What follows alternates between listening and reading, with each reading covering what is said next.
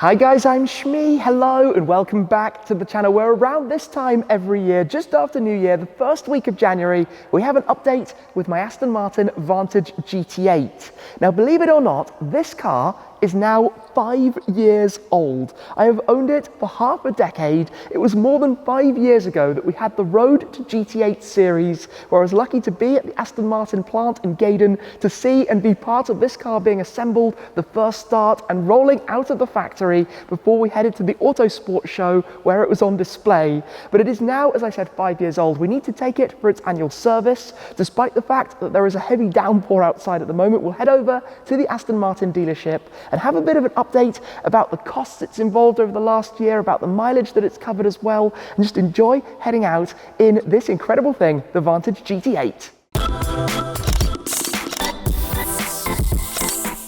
Up at this end of the garage, we have three of the very noisy, naturally aspirated engined equipped Shmeemobiles, the SLS Black Series, the Vantage GT8 and the Hurricane STO. But today is all about the Aston, which, as I said, is now over 5 years old. It is crazy how quick that time has flown. In that time, it's had some amazing outings, having been up to Scotland, having been around Italy, over to Sardinia, driven it through Rome, chased the Mille Miglia, been on the Autobahn at Vmax, around the Nurburgring, you name it. But it hasn't done all that many miles. Of course, it is one of the Shmeemobiles as part of the collection. It's a car that we tend to take out for special occasions, when the weather is nice, when we're heading to some good roads, which means over the last year, embarrassingly, it's not been driven very much. In fact, in total, it's now on 10,400 miles exactly. So over 5 years, just over 2,000 a year is not a lot, but as I said, it's part of the collection. In the last year, that figure, since the previous service, is actually only 600 miles. Now, I would like to have driven it a little bit more than that. I've been away a fair bit of the last year, to be completely honest, and we've been very busy with lots of new additions to the collection as well. But I want to talk about some of the specific costs involved in that, because it's not a particularly expensive car to keep running.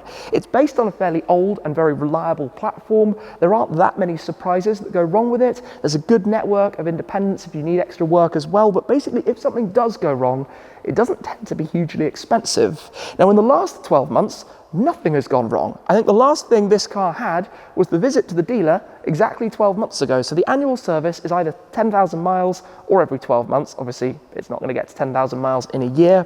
It costs just shy of £1,000, depending what it needs, 800, 900, £1,000. There's an annual road tax, of course, here in the UK. That's about £600 for this, increases slightly every year because it was just before the new system came in. But outside of that, there's not really that much involved, except for one thing that we probably need to sort out ASAP. You might be able to guess, considering the age, that is the tyres. These are the original Michelin Pilot Sport Cup 2s, the stickier rubber that was supplied for the Vantage GT8 as opposed to the regular Vantage. But these tyres are date stamped 10/16 at the front and 09/16 at the back, which means the 10th week of 2016, the 9th week of 2016. So from the first half of that year, almost 6 years ago.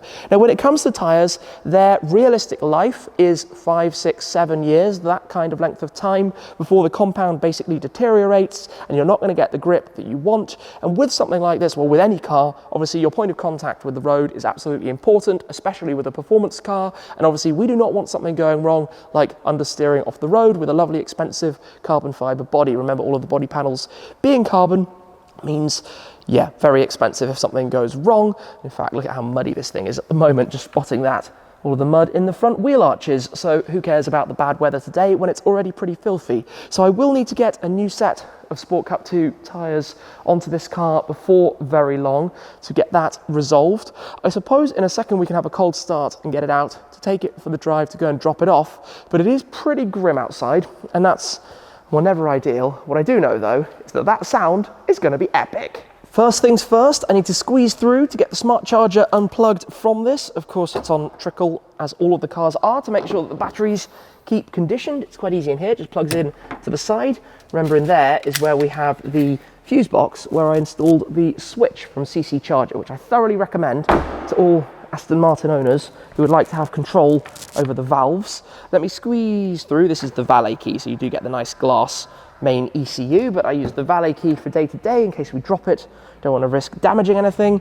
And remember back when I got this car originally, I signed it on the back of the driver's headrest when these were actually being made, when the seats were being made, and also under the carbon plaque that you have here, the carbon piece that you have for the door sills, so on the frame, which was really quite nice. As I said, exactly 10,400 miles. Not all that many, but hey, not that bad going either. I don't think that many GT8s have done a whole 10,400. So, key in, get ready for an epic startup sound. That sounds good. So, a bit of a cold start. We'll let it rumble for a moment, and then very shortly, get this drive underway. Not all that far to go to get to the dealer, where of course this car has basically been serviced for the last few years. It's always going to be fun, even if it might be a little bit slippy. Well, it has to be said that this weather is awful and not what you want in a car like this. But every time, and I'm sorry to say it yet again, that I drive the GT8, it's instantly such an engaging car. It's heavy, it's hard work, heavy in terms of how it feels, I should say. The steering, the clutch pedal, the gear shifter, and then that sweet noise, and all of the puddles to avoid as well, as we're following the G63 here, and the car pops up the ice warning in front of me. Goodness, this is properly wet as we meander through some of these lanes. This is, yeah, the UK in the winter, and I know I'm obsessed with talking about the weather. In fact, all Brits are obsessed with talking about the weather. It's basically what we do to make conversation. This thing's just a hoot. It's an absolute riot. I suspect, yes, traction is a bit of an issue if you try and accelerate hard. Just going through the gears in this car, flipping a downshift, it doesn't get better, and that's why, as I said, typically it's reserved for special occasions. It's reserved for taking out when we want to enjoy the drive somewhere, when we want to have fun with it. Not like this. This is, I mean, it's a bit of fun. I'd rather be doing this in this car than most others, but it's not really what it's for, you know. It's not a garage queen. All of these cars are in the collection to be driven. But still, it's not really for doing this with it either, in theory. But then on the other hand, it is a pretty comfortable car to drive. It is a pretty good car, as I did that big drive across Germany with it, and I took it all the way to Berlin, in fact. I had a lot of time on the Autobahn, a lot of time driving obviously at fairly high speeds. Also, I've had it around, well, many places in Germany and the Nurburgring, etc. It's just been a car that I find fantastic to use for everything.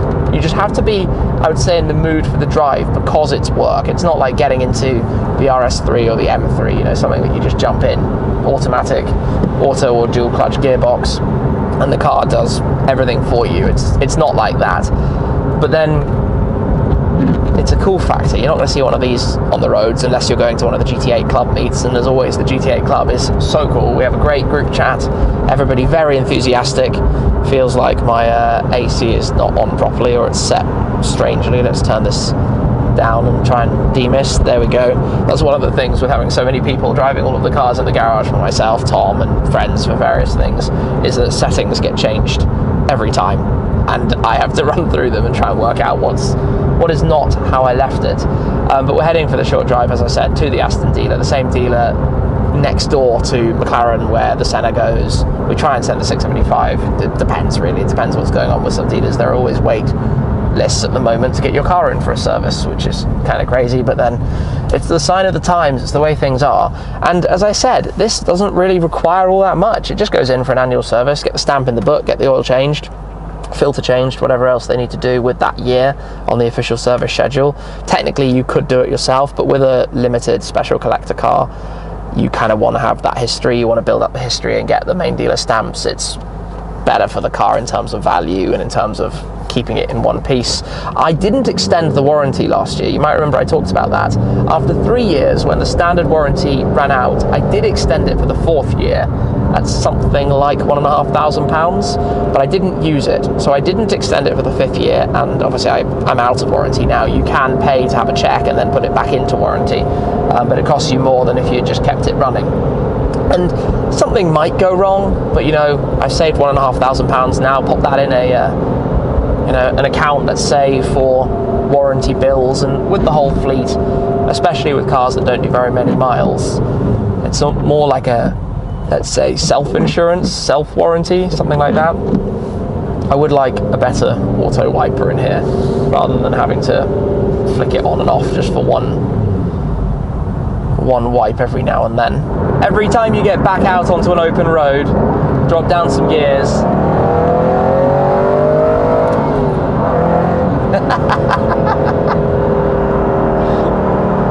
And that overrun noise as well.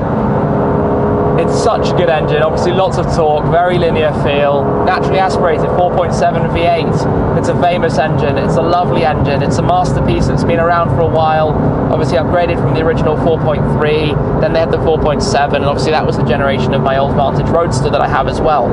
I didn't mention, but obviously where we're going is where the Senna is right now as well, where it's been for its service. It's just waiting for something to come in, which I think should just be a day or two now before we can then have it back at the garage.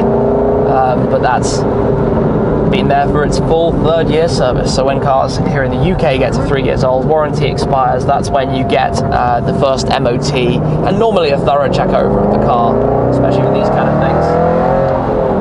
Oh, it's so mad. It sounds so good. I mean, we've heard this car a lot over the years.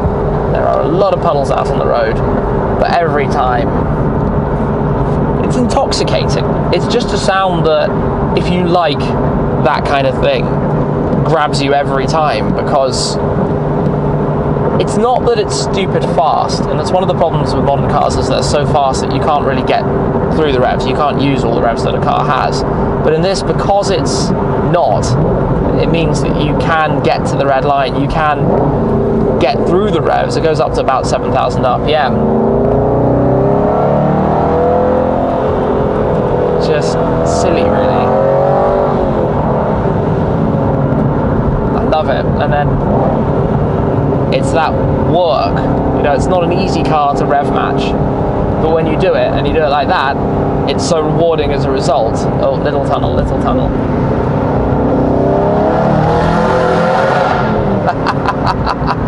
Aside from the slight loss of traction. Oh, we've got ourselves a flood.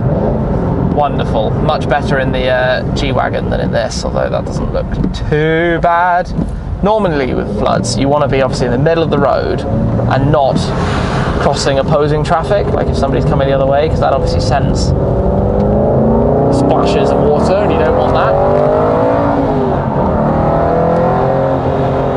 This is what I like. You can make that noise without driving crazy fast. That's up to 40-something miles per hour. It's nothing, yet it sounds ludicrous. So even on a day like today, not even at the speed limit, like, it's just a really fun thing. Sorry, I say this way too often. And like I say, yeah, also, the fact that it doesn't really cost all that much or go all that wrong. I think the only time I had a problem with it was when it pinged up an oil pressure issue, and that was when I was driving, so I had to have it rescued back to the dealer, but it turned out just to be a sensor. You can't really take chances. That's the only thing that's gone wrong with this car, apart from I think I had a rattle in the driver's door. So we've got the full carbon fiber door cards, things that were fixed on warranty, but outside of that, it's, you know, it's absolutely solid. It's not had any issues. It's well looked after, but it just works. Everything just does what it's supposed to do. I did have to have the gear shifter replaced at one point. There was something that I can't really remember. I think something failed or something unstuck or something like that. Just the top of the shifter, so no big deal really.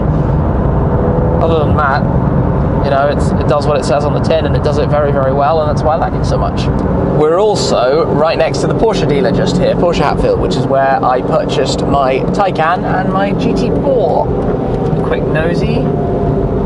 Spot any RS or GT cars at the moment. Then around this way is McLaren, Aston Martin, and a whole lot more dealers. It's like this new area where everything is in the same place, which is kind of cool. Yeah, I suspect this car is probably significantly less muddy now than it was before. thanks to driving past McLaren. I think my Senna will be in the workshop. Oh, a nice green, is that 600 LT Spider? I'm not sure. A Jaguar Land Rover.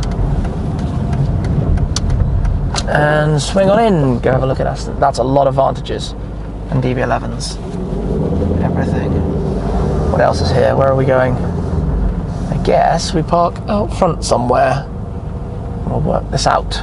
Well, we've made it, but I'm slightly reluctant at this stage to hop out because the weather is quite so nasty, but let's do that. It's just fun the way you do that. Much more exciting than a keyless car to actually have something physical to do, but let's hop on out. Oh, it's not too bad, it's just drizzle.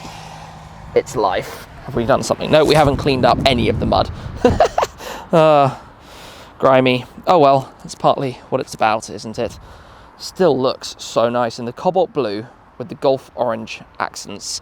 There is another one, I think, in cobalt blue, but with the darker orange, the metallic orange, that was, I think, the launch colour of the DB11, perhaps, a different colour scheme. This is obviously the famous Gulf colour. It was marketed, I think, as just orange, but it contrasts very well with the blue, opposite colours on the colour wheel. So yeah, this will stay, I guess, for a couple of days, maybe even back at the garage before this video's gone out for its service, quick check over, the usual basically, and then it will be onwards next year. And I hope we're going to do a few more miles in the next 12 months than we have in the last 12 months. With cars like this and the 675 LT, it would be nice to do 1,000 a year, 2,000 maybe, just to keep them all being used, being enjoyed. You know, they're such fantastic cars to go off on journeys and to go on trips and adventures and things. But with the growing collection, it's not like we do 200,000 miles a year, so we can't do 10,000 miles a year in every single car. It would be, firstly, impossible, but secondly, completely pointless. Anyway, we do just take them out to enjoy them when we possibly can, preferably on days that are a little bit warmer, a little bit clearer than this. So I will need to change the tyres. I don't think we'll do that here. We'll probably do that a little bit afterwards, pop it down to Whoops and get those sorted out and swapped over as well. But that is it for this time. I hope you guys are still enjoying seeing this car on the channel. I certainly very much still enjoy driving it. I don't see it going anywhere at any point soon. It's just a part of the Shmee 150 channel, a part of the Shmeemobile collection. That's it for now though. Thank you very much for watching as always. I appreciate your support an awful lot, guys, and I'll see you again very soon. Cheers.